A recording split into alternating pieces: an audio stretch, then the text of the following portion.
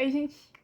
Voltamos aqui pro Filosolíngua e agora a gente fala de Russell, que foi um cara que eu tive que usar 3 páginas pra escrever sobre. Parte 1. Russell começa a teoria dele falando sobre 2 tipos de conhecimento. Conhecimento por contato, conhecimento por descrição. O conhecimento por contato são as coisas que nós conseguimos ter um contato, mas não do jeito que você está pensando. Por exemplo, eu tô tendo contato com o papel aqui. Não é dessa forma. Conhecimento por contato é o conhecimento que nós temos do que esses objetos nos causam. Por exemplo, se eu pegar o papel aqui agora e cortar a minha mão, eu vou ter um conhecimento por contato da sensação que o papel pode me proporcionar. Eu tenho conhecimento por contato da sensação que eu tenho de estar segurando esse papel e do como minha mão dói de eu passar muito tempo escrevendo nesse papel. São tipos de conhecimento por contato que a gente tem. Além disso, os conhecimentos universais, que a gente pode pensar sobre aquelas coisas que estão no nosso inconsciente coletivo, talvez, são coisas que nós conhecemos por contato também. Noções como humanidade e igualdade são coisas que estão na nossa mente como sociedade, então a gente tem um tipo de conhecimento por contato. Também, a ideia do conhecimento por contato é a consciência de termos consciência. Quando nós conhecemos algo por contato, nós não só sabemos daquela coisa, como nós sabemos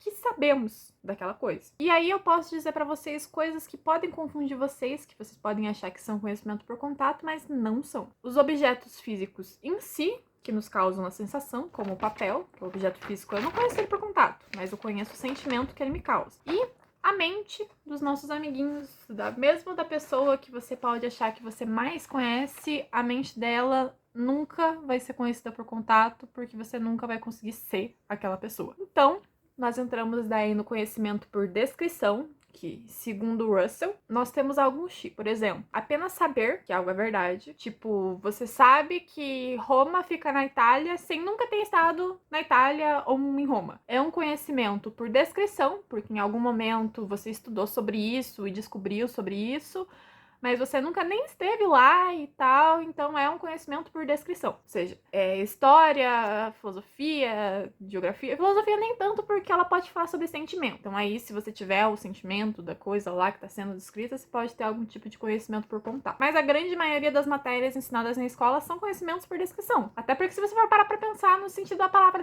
descrição. Alguém foi lá e escreveu para você que aquilo era assim e pronto. E o conhecimento por descrição, ele nos permite ir além da nossa experiência pessoal. Porque se a gente fosse ficar só no nosso conhecimento por contato, conhecer só as coisas que a gente sente, que a gente consegue viver, nossa, a gente não ia saber nada. Então, novamente, tudo que é visto na escola, tudo que você vê num filme, tudo que você lê por aí, é um conhecimento por descrição. Novamente, a não ser que a leitura te desperte um sentimento, você tem um conhecimento por contato. Mas, fora isso, tudo é descrição. Parte 2.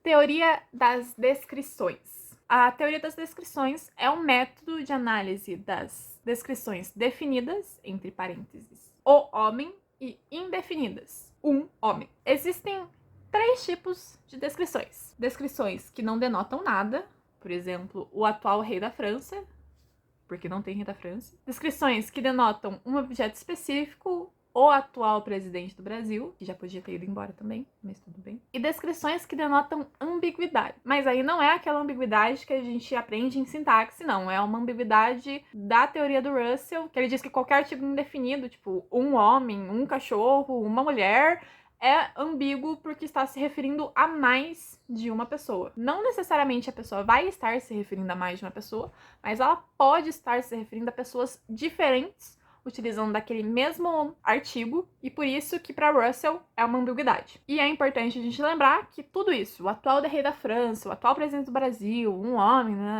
é tudo conhecimento por descrição, e por isso que é chamado teoria da descrição. E aqui ele traz um exemplo que eu não sei muito bem se eu concordo, mas ele diz que existe muita diferença entre um nome próprio e a descrição que a gente faz de uma pessoa. Se a gente falar, o Baruch Spinoza, a gente tá falando de um homem, de uma pessoa, de um ser vivo, que não tá mais vivo, né, mas que em algum momento foi um ser vivo, um ser pensante. Se a gente falar, o autor de Ética. Enquanto o nome próprio, Baruch Spinoza, representa uma pessoa e tal, o autor de Ética denota, não representa nada e precisa estar em uma sentença para possuir um significado. Então, Segundo Russell, quando a gente fala a Rafaela, a gente tá falando sobre um ser vivo, vivente, pensante, raciocinador. E aí, se a gente fala a apresentadora do Filosofia, a gente precisaria colocar essa frase numa sentença para ter um sentido, porque ela sozinha não vai denotar nada. Não sei se eu concordo, não sei se eu entendi, não sei se eu concordo. E aí, ele segue a seguinte lógica de frase, sujeito, predicado. Pensa aí, Mia Couto nasceu no Moçambique.